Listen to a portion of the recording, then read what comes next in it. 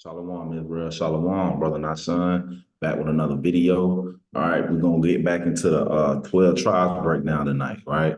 Before we do that, we're gonna give all honor and glory to the Most High God, Yahweh, Bahashem, Yahweh Shah, right? It's in His name that we do everything, and in His name that we give all esteem and glory to, right? So, like I said, we're gonna get back, Most High willing, into the 12 tribes breakdown.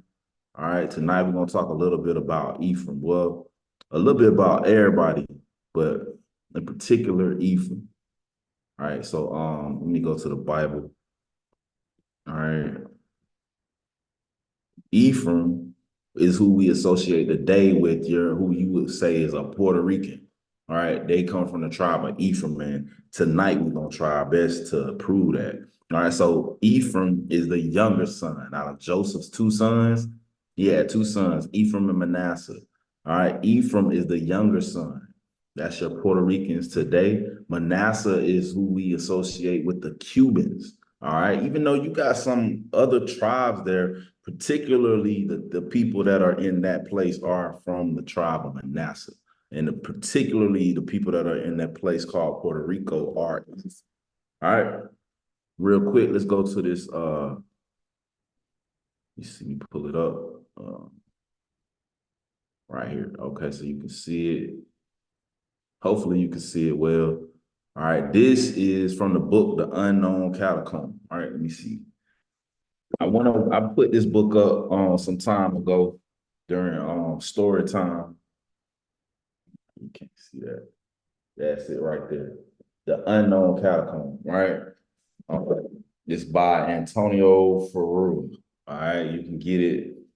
You may still be able to get it from Amazon, but it's got a lot of really cool art in it, right? But nonetheless, this is a figure of Joseph blessing his two sons, right? And so what he's doing, typically the elder son would get the blessing, all right? In this case, the youngest son got the blessing, all right? And when he's doing this, this is actually Jacob blessing them, all right? He's blessing them. And Joseph is like, no, not so, when you read the account, right? So he put his right hand over Ephraim and he put his left hand over Manasseh and he blessed them like that, right? That's a depiction of that. You can see that these are some brown skinned men, right? They're not white people, all right? From there, let me go to this other book, all right? From Columbus to Castro. Let me see if I got a picture of the book. All right, Columbus to Castro. I don't know if you can see that well. All right, it's by Eric Williams. All right, Columbus to Castro. We're gonna read a little bit of what we got up in there. Let's go to page 30, 32. Yeah, let me see. Yeah, we'll start right here. All right, so did I not take the other picture?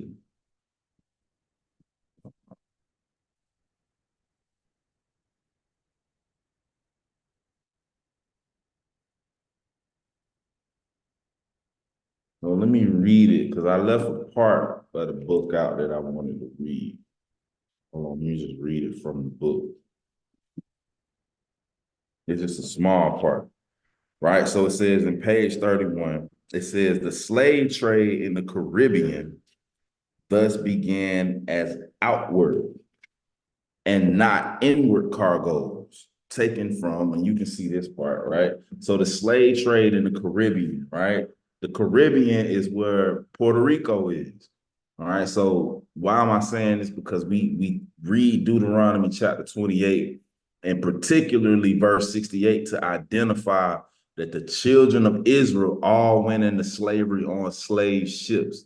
Right. And most are willing as we get deeper into the series, we're going to establish that without a shadow of a doubt.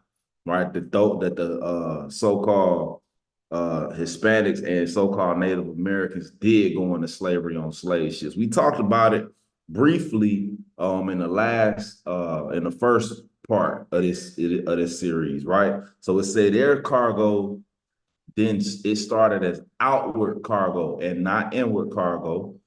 all right, taking the form of taking the form of Indians transported from the West Indies to Spain, rather than of Negroes transported from West Africa to the Caribbean. So they came over here before we did. The Negroes, Judah, Benjamin, and Levi. All right, they came over here before we did. They just they came over here on slave ships as well, right? But they also, when the conquistadors came, they were out. They went as cargo going to Spain, versus we came from the west coast of Africa into the Americas.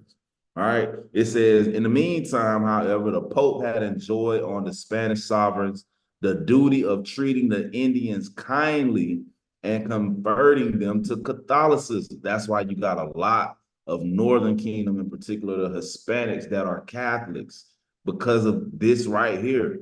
Right? They treated them kindly as long as they were willing to be Catholics. The sovereigns thereupon issue a royal decree whereby those Indians who accepted Spanish sovereignty and submitted to it without resistance were considered subjects of the crown, and such as could not be reduced to slavery. So basically, in a nutshell, if they surrendered and submitted to Catholicism in all the ways of the Pope, they weren't be considered as slaves, right? It says the decree left a road open to the enslavement of those who resisted. So the ones who resisted, they were slaves. It says that's why it's bred in them. A lot of them think that they Esau. A lot of them act like Esau. They think that they Esau. They got hair like them, and we'll get into why that's like that.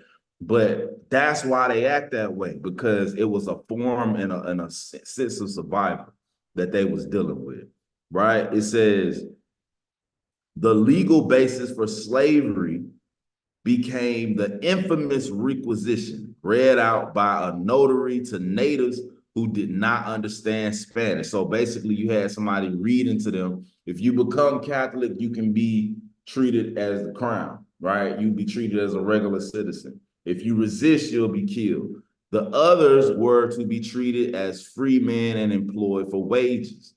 By 1495, the Spaniards were engaged in open warfare with the Indians. See, they called them Indians as well, right? Those in the Caribbeans, right? Who you would call Puerto Ricans. Indian just means slave, right? Or savage.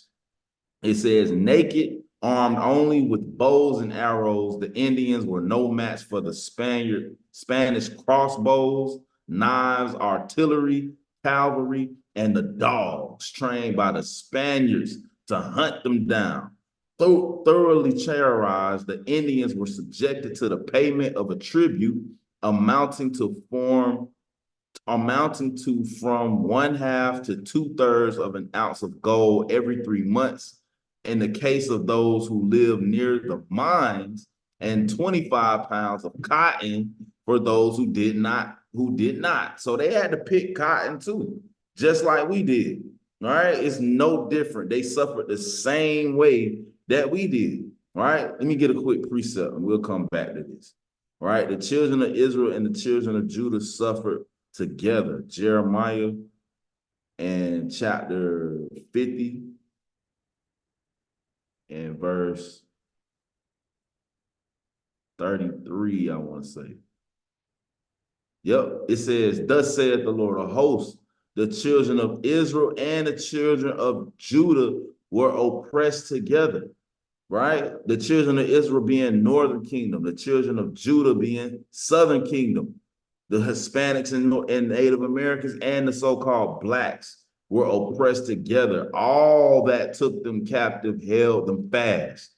They refused to let them go, right? So this same treatment, I went into it in the last class, how Israel is all shade. So we can't, we hopefully we dealt with that. If you ain't got dark skin and woolly hair, then you're not Israel. Hopefully we put that to rest, right? If you don't know what I'm talking about, go back and watch the intro to this series, right? But we were oppressed together, right? Let's go back to the book. It says, They had to pick gold or cotton, right? The Indians, in despair, fled to the mountains,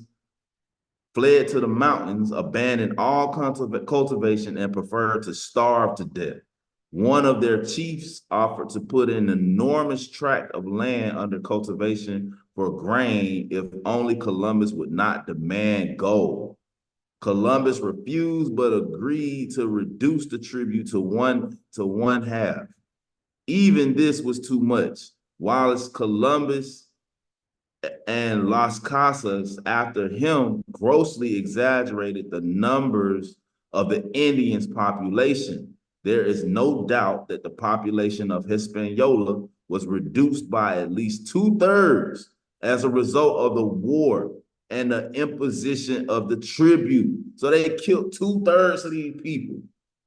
You understand? It said vain attempts were made to increase the population by encouraging a slave trade from the useless islands of the Bahamas. Right? So this is a little bit of what that looked like. You see them bringing in loads of cotton, right? The same way we had to. Look at the conquistadors, right? Them bringing gold to them. Oh, I can't blow that up. It ain't let me blow it up. Hopefully you can see that. Let me see something. Yeah, hopefully that's not too small. All right, but it says Columbus being greeted by the Indians, both from Theodore de Brie, Historia America 1590 to 1634.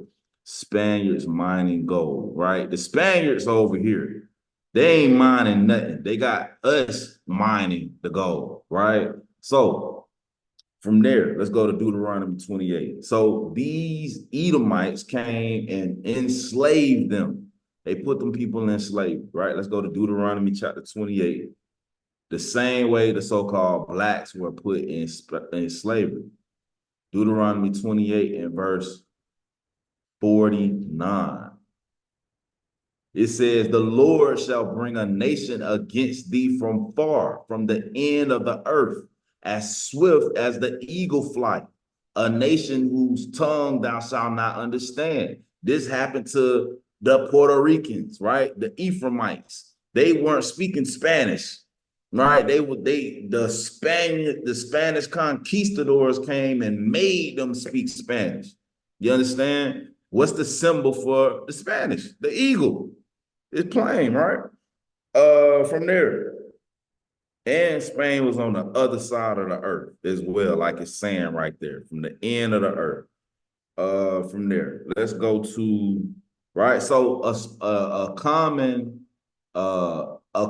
phrase in the Puerto Rican community is Boricua, right? Boricua is a Hebrew word that means brave or noble lords. That's actually Hebrew, Boricua, right? It says from there, let's go to this other book I got. We're gonna use a combination of different books, but our main source is gonna be the Bible, right? That's the main source we're gonna use. King James Version, Holy Bible. What I do is I get books. If the books support the Bible, we can use them to prove our case. If they don't, we don't use it at all, right? But our main source is, in fact, the Bible. So let's go to this other book, Yucatan.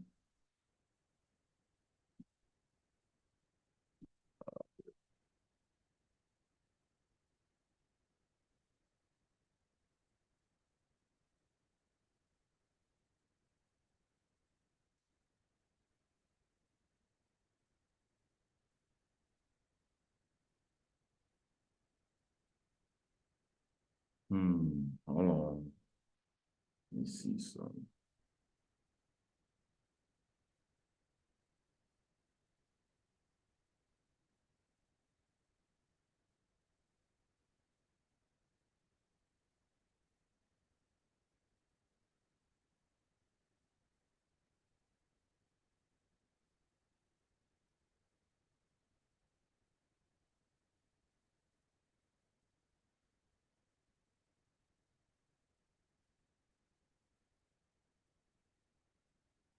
So, all right. So this is the book we get into now. Friar Diego de Landa. Yucatan, before and after the conquest. Good book. You can get it from it's translated with notes by William Gates. You can get it from Amazon, if I'm not mistaken. Right. So I'm just gonna read pretty much the highlighted parts. It says some old men of Yucatan say that they have heard from their ancestors that this country was peopled by a certain race who came from the east, right? The Yucatan Peninsula is at the bottom of Mexico, right? Not too far from where Puerto Rico is, right? And Cuba, right? It says these people said they came from the east, whom God delivered by opening for them 12 roads through the sea. If this is true, all the inhabitants of the Indies must be of Jewish descent.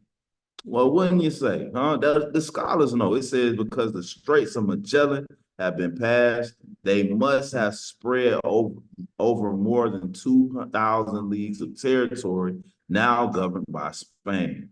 Right? It says the language of all this country is all one. Right? We ain't gonna read all that. Right. So that we talked about in the last class in Second Esdras chapter 13, verse 40 on down, how they got over here. Right? They said that they told you how they got over here. Right? So let's keep reading. Let's go to the next page. No, that ain't. Let's go here.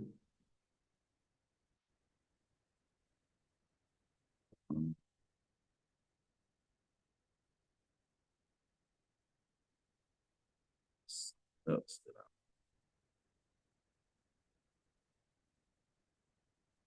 that all I wanted from that? Yeah, that's all I wanted from that. Okay, yeah. So now let's go to this book. All right. Lost Tribes and Promised Lands, The Origin of American Racism. Great book, Ronald Sanders, right? We're going to look at that was page 8 in Yucatan, before and after the conquest. We're going to go to page 363, right? And we're going to read through 365. All right, it says, I'm going to read all of this. It says, in September 1644, a Portuguese Morano named Antonio de Montesinos arrived in Amsterdam after having lived for some years in South America. So this is a report given by this man, Antonio de Montesinos, all right, Morano. All right, Morano means black. All right, it says, that's what Morano means, right? But they later became white people, mysteriously. It says, and proceeded to tell the leaders of the recently established Jewish community, right? Recently established Jewish community. Look at the date, because this is after the Renaissance period, after the Battle of Granada, after they removed all the real Jews from out of that place, out of Europe, for the most part.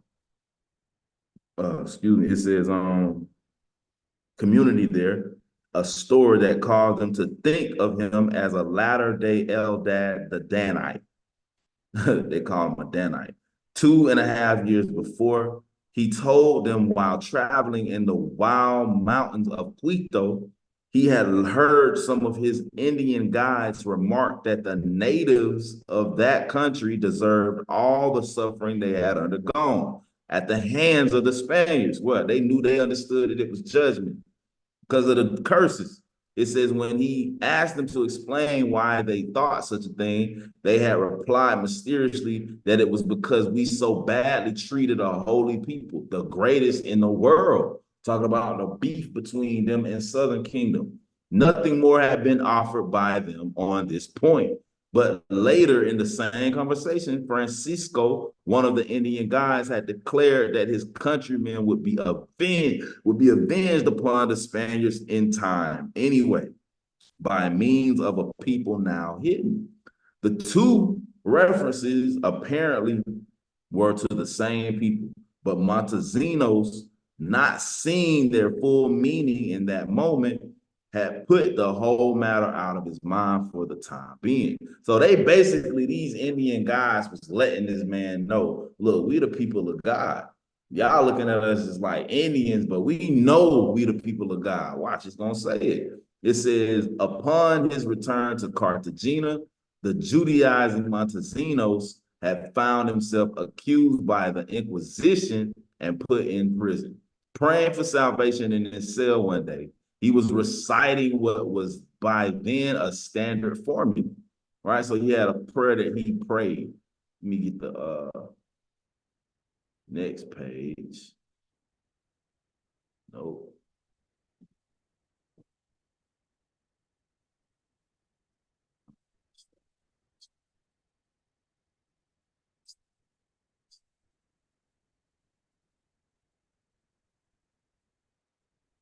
Bear with me, y'all.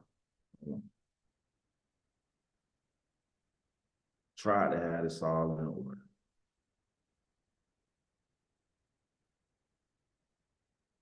Unless I didn't take a picture of it.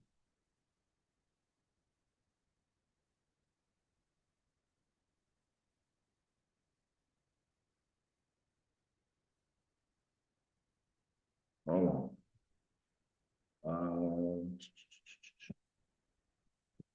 I might have been too excited reading it, to be honest with you. So let me get this picture real quick. And I'm gonna beam it over. That's why you gotta have an iPhone. I never thought I'd be one of them dudes.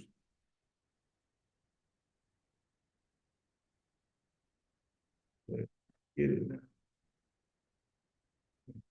Got the picture.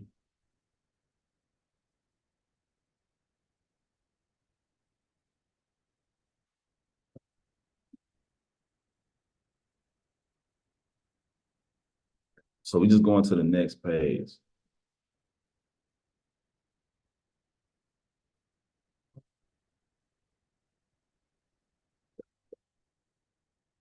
All right, so this page 364.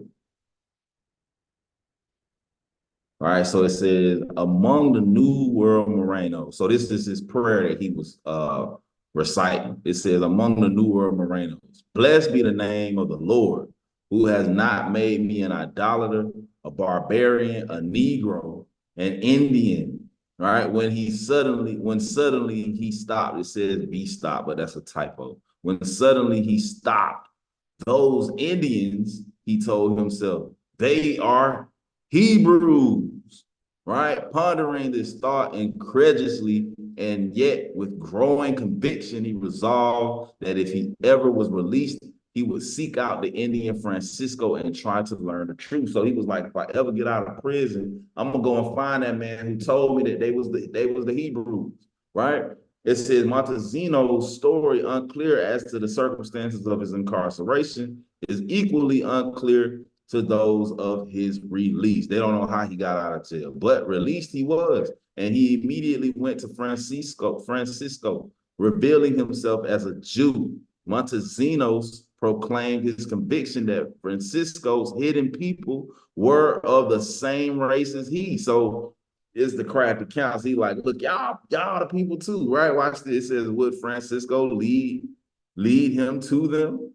The two men were soon back in the rugged mountains in which Francisco had made his initial revelation, marching relentlessly for a week before they finally came to a halt. Right, I'm gonna jump down. Right, it says that so they got where they was going, and this is what happened. And canoe started coming to them. It says, wavering a banner high in the air, the Indian guide soon was greeted by a puff of smoke far beyond the other bank of the river. In response to his signal, the two men waited. Eventually, a canoe appeared bearing three men and a woman, all of them Indians, to the place where Francisco and Montesinos were standing at the water's edge. The woman got off and spoke to Francisco in an Indian tongue that Montesinos could not understand, although he could perceive that he was being identified in the conversation. She then turned to her male companions to explain the situation. Upon hearing the words, they rose, went over to Montezinos, and to his utter astonishment said, Shema Yisrael, Adonai Elohim, Adonai Ahu, which means, hear, O Israel, the Lord our God, the Lord our God, the Lord is one. They had recited in Hebrew the fundamental credo of Judaism, right? So they quote Deuteronomy. They quoted Deuteronomy to him. It says a brief conversation then ensued in their common ancestral tongue, according to Montesinos, whose fluency in it is almost as perplexing to the reader of his narrative as that of the three mysterious new companions. So this is what the Indians told him. It says they told him that they were themselves of the tribe of Reuben. Reuben is what you call the Seminole Indians. They let this man know that they were from the tribe of Reuben and that the tribe of Joseph lived on an island nearby. The tribe of Joseph, talking about Cuba, talking about Ephraim and Manasseh. They told this man that they lived on an island nearby, right? You can't, I mean, you can't make this up, man. That's why they got us, they got the trick bag over us, right? They got us in the trick bag where Jake don't want to read no books, right? But in these books, a lot of these old books, man, they know we ain't finna read these books. But they telling you right here who is who, right? So from there, let's go to Genesis. Genesis chapter 49. Let's look at the prophets. Genesis 49. And let's read verse 22. Now, we talked a little bit about Ephraim last class, right? So it says, Joseph is a fruitful bough or tree, even a fruitful bough by a well. So it letting you know that Joseph, his children was going to live somewhere surrounded by water, right? Cuba and Puerto Rico both got water around, whose branches run over the wall, right? El Muro, right? We looked at that wall in the last class. The women would go over the wall and have sex with the conquistadors, right? That's how you got a lot of them that look lighter skin like that, right? Let's go to Hosea. Hosea chapter 9 and verse 11. It says, as for Ephraim, their glory shall fly away like a bird from the birth and from the womb and from the conception, right? Their glory, meaning their melanin, their strength, what made them look like them, that would fly away and leave them when they started having children with these conquistadors, with these Spaniards. It says, though they bring up their children, yet will I bereave them, that there shall not be a man left. So a lot of the men, the lot of the men that was in, because you got this whole thing where it's like, okay, it said the same thing about us, that the white man's penis is so potent that he somehow was just able to rape out everybody and wipe out Israel because everybody got white in them. No, the Most High said that he was going, this is what he was going to do. He said that he would bereave their children, that there should not be a man left. So a lot of the girl babies from Ephraim got kept alive, right? Because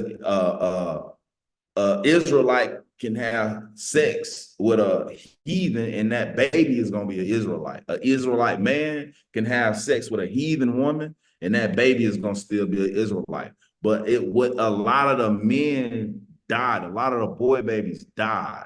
They say, yea, woe also to them when I depart from them. Ephraim, as I saw Tyrus, is planted in a pleasant place. The pleasant place is Puerto Rico. It's beautiful there. Cuba's beautiful too. It says, but Ephraim shall bring forth his children to the murderer. Talking about El Muro, when the women went over the wall and had sex with the conquistadors.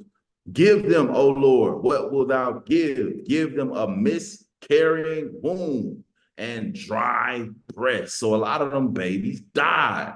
The white man did not come in there and just eradicate Ephraim. The Most High wasn't gonna let it go down like that. Right. So Ephraim, a lot of them willingly gave in to the conquistadors. Like we read about them submitting to the Pope and becoming Catholics so that they could avoid slavery. The ones that didn't chose to like starve to death rather than to do that, right? Let's stay in Hosea. Let's go to chapter 7. And let's read verse 8. It says, Ephraim, he hath mixed himself among the people. Ephraim is a cake not turned. So Ephraim mixed themselves. They were big in the mixing, especially with the conquistadors. They're a cake not turned, right? It says, strangers have devoured his strength, and he knoweth it not. Yea, gray hairs are here, and they're upon him, yet he knoweth not. A lot of Ephraimites and Manassites, Puerto Ricans and Cubans, they done got old, not knowing their history, right? And this is because of the prophecy. That's how the Most High said it was going to go down, and that's how it's going down, right? So from there, let's go back to Genesis. Genesis 49 and read verse 23 now. It says, the archers have sorely grieved him and shot at him and hated him. The conquistadors hated them boys, man. It says, but his bow abode in strength. But his bow abode in strength. I mean, so they try to fight back. It says, the arms of his hands were made strong by the hands of the mighty God of Jacob. From thence is the shepherd, the stone of Israel. Right. So the Most High was going to always make sure that they never got wiped out. He wasn't going to allow that to happen. Right. So let me show you this movie clip. Because you can see, you can see a lot of what happened in this movie called 1492. Conquest of Paradise, right? Let me let y'all see this. I don't own this, fair use. All right, this is for educational purposes only. I do not own this movie clip. This is fair use. All right, let me just show this real quick. All right, so this is a scene for where, like we read in the book, they were made to gather gold, right? We're gonna get some more of it in this other book of how they was made to get gold and cotton, right? We talked about that in the book from Columbus to Castro. All right, so let's look at this.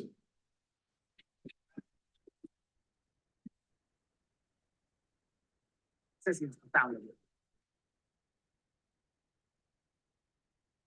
appreciate it.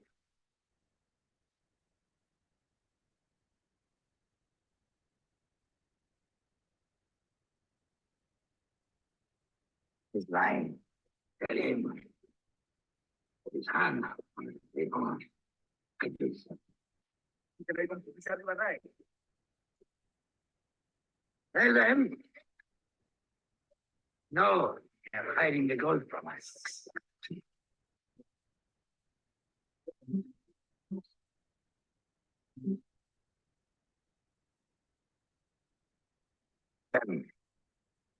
This is how we treat thieves, liars. Don Adrian, you cannot do this thing. They try to make some of them look noble. None of them were noble. We gonna read about it. That's what he did to him because he didn't get enough gold.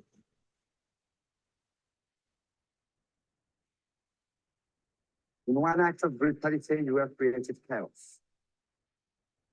All right, so that's how they treated them if they didn't get enough gold, man. That's a good movie. If you can watch it. I think it's on Prime. One of them streaming places you can watch that movie, right? So let's go to Deuteronomy. That's in the Bible. Deuteronomy 28 and verse 49 again. All right, it says, the Lord brought that on them, right? The Lord shall bring a nation against thee from far, from the end of the earth, as swift as the eagle flieth. Spain's bird is the eagle. A nation whose tongue thou shalt not understand. That man didn't understand that he was telling him about that gold. It says, a nation of fierce countenance, which shall not regard a person of old nor show favor to the young. So they didn't care how old or young you was. If you didn't get that gold right, you got the business, right? Let's go to Lamentation, right? Chapter 5 and verse 12. So they got treated horrible by the conquistadors, right? It says princes are hanged up by their hand. The faces of elders were not honored. So they didn't care if you was old. They hung you up too. They took the young men to grind, and the children fell under the wood. They had to chop wood. The elders have ceased from the gate, the young men from their music. All right, so this is the treatment that they got, just like the so-called black. It says the joy of our heart is ceased. Our dance is turned into mourning. The crown is falling from our head. Woe unto us that we have sinned. All right, for this our heart is faint. For these things our eyes are dim. All right, they got tired of seeing a reality, man. So let's go to this book. Let me beam it over.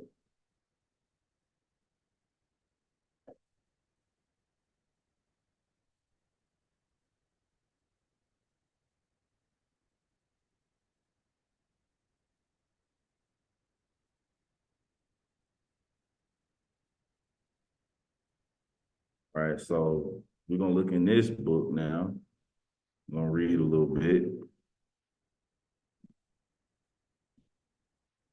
All right, it's called Bartolome de las Casas, a short account of the destruction of the Indies. All right, so this is talking about not just what we call Indians, Native American Indians, but uh, Ephraim as well.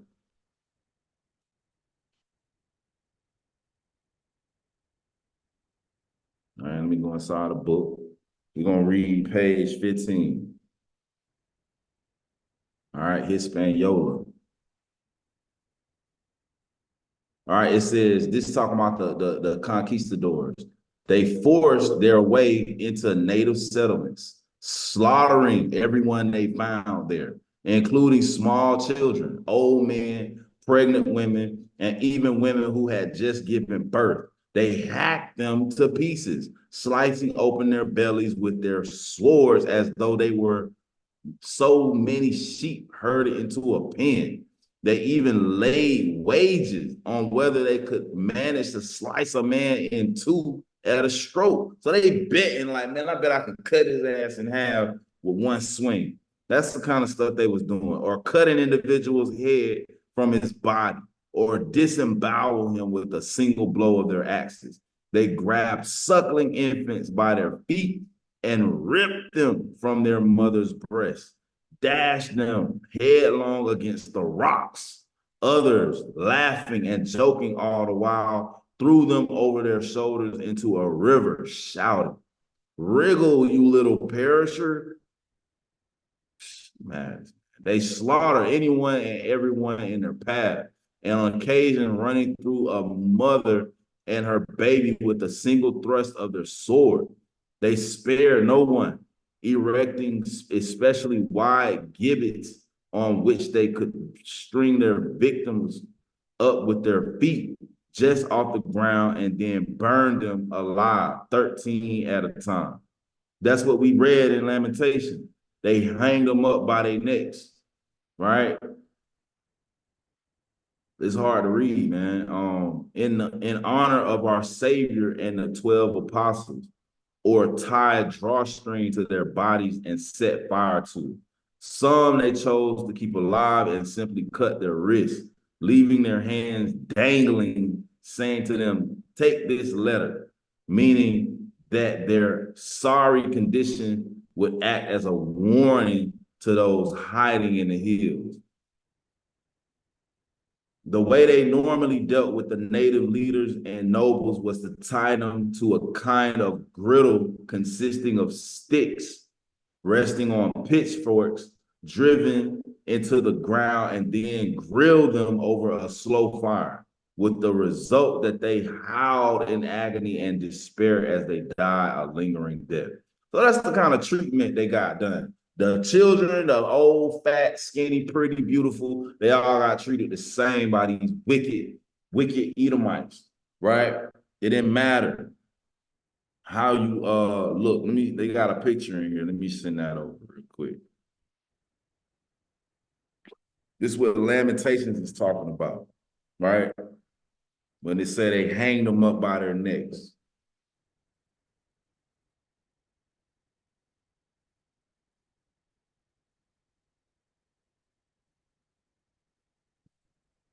So you see that? They hanged up by their necks. Fire up under them, right? That's that. That's a little baby. He finna slam him into a rock. Look at the conquistador.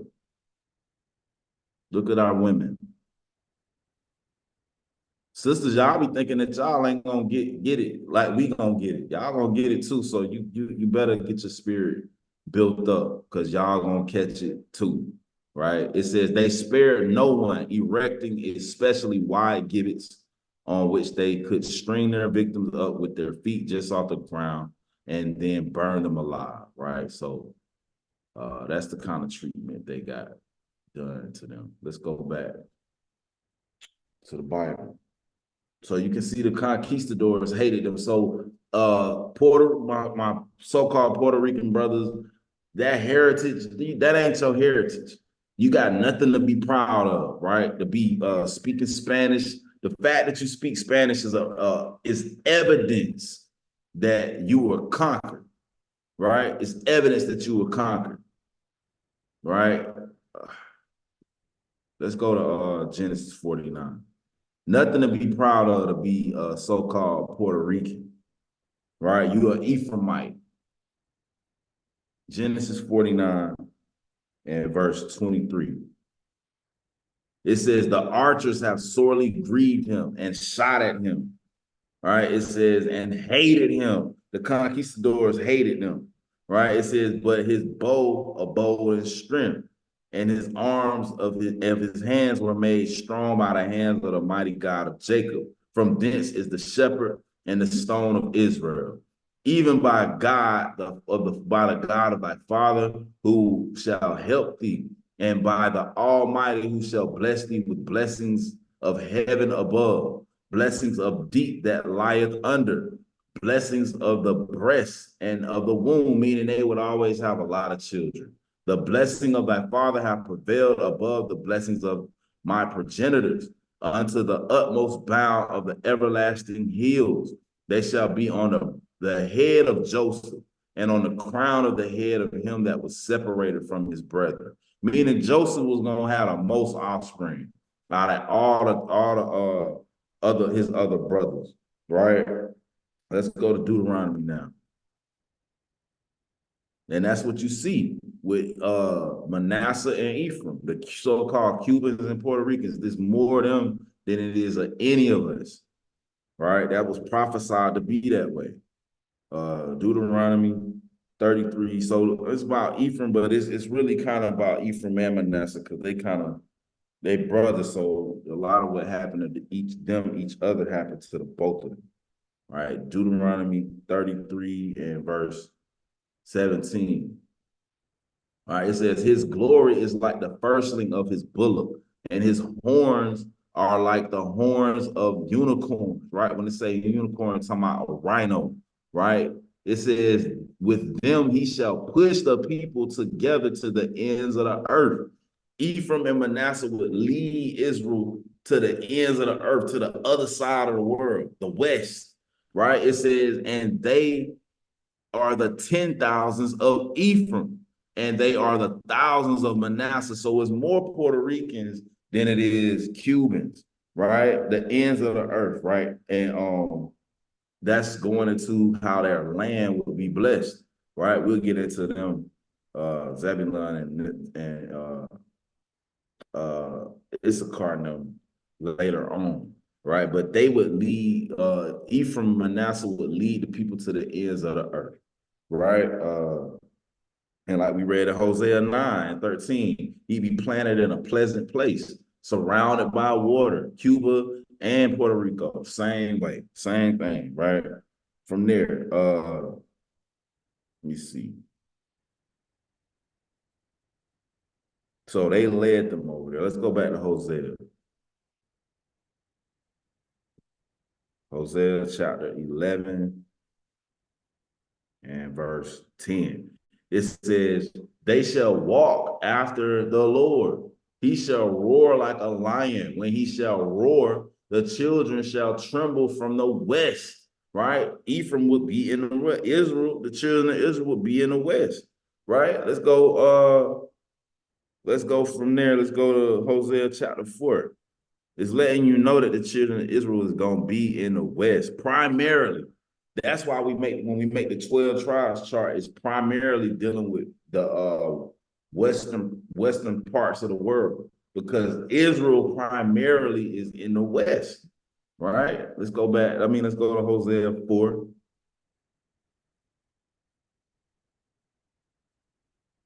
and verse 17. All right, it says Ephraim is joined to idols. Let him alone. So Ephraim was big into idolatry. That's what they did when they got over here. Right, they got heavy into that idolatry. Right. Let's go from there. We're gonna stay in Hosea. Let's go chapter 8. All right, and verse 11. It says, because Ephraim have made many altars to sin. That's why when you get over there, you see all the pyramids. It's more pyramids over here than it is in the east, right? Because they made them altars and pyramids to do human sacrifices. All right, like you watched the movie Apocalypto. A lot of that went on with them, especially with Issachar. They was big into that. That's who that movie's about, if I'm not mistaken. It said they made many altars to sin, altars shall be unto him to sin, right? I have written to him the great things of my law, but they were counted as a strange thing. They didn't want to keep the law. They sacrificed flesh for the sacrifices of my offering and eat it, but the Lord accepted them not, right? Talking about human sacrifices. Now will he remember their iniquity and visit their sins. They shall return to Egypt, meaning what? Return to slavery. That's what happened to them when the conquistadors got over here. They went back into slavery. Let's go to chapter 12 and verse 8. All right, it says, and Ephraim said, yet I am become rich. Puerto Rico, rich port. Wow, because when they got over there, they seen all them diamonds and gold. It was like, I become rich. I have found me out substance in all my labors. They shall find none iniquity in me that were sin. All right, so Ephraim got proud. When they got over there, they seen all that gold, right? And diamonds. That's why when Columbus got there, he said Puerto Rico, rich port. That's Ephraim, right? Ephraim said, I have become rich, man. It's right here. Let's go to chapter 13 and verse 15. It says, though he be fruitful among his brethren, an east wind shall come. What's that east wind? The conquistadors, because they came from Spain. They was plentiful. They was over there like living it up, balling out, doing idolatry, living a idolatrous life. And then the conquistadors came. The wind, and we're gonna get into that because we'll say that for later. The wind of the Lord shall come from the wilderness, and his spring shall become dry, meaning he will gonna stop all that reproduction, and his fountain shall be dried up, and he shall spoil the treasure of all the pleasant vessels, right? That the conquistadors came and took all that gold and diamonds, right? And then he said Puerto Rico. So that's your Ephraimites, right? So I think I'm gonna leave it right there. Short and to the point. A lot of information. If you I kind of went kind of fast, so forgive me if I went too fast. Go watch it again and take you some notes. Most High willing, we're gonna get into later. What I want to do is I'm gonna get more into when they came over here initially, right? When Northern Kingdom initially came over here, and we're gonna delve into that more, right? But this was dealing with Puerto Rico and dealing with Manasseh's son too. right? That's your Cubans, Manasseh. Puerto Rico, that's Ephraim, right? So most I'm willing, next time we'll talk a little bit about probably Issachar. We talked about Reuben a little bit. All right. We'll just get more in depth as we go, right? So y'all hang in there, stay tuned. Most High willing, you was edified. All praises to the Most High God, Yahweh, Bahashem, Yahweh Shah, it's your brother Nashan, New Wine Congregation of Israel, right? Signing off. Shalom.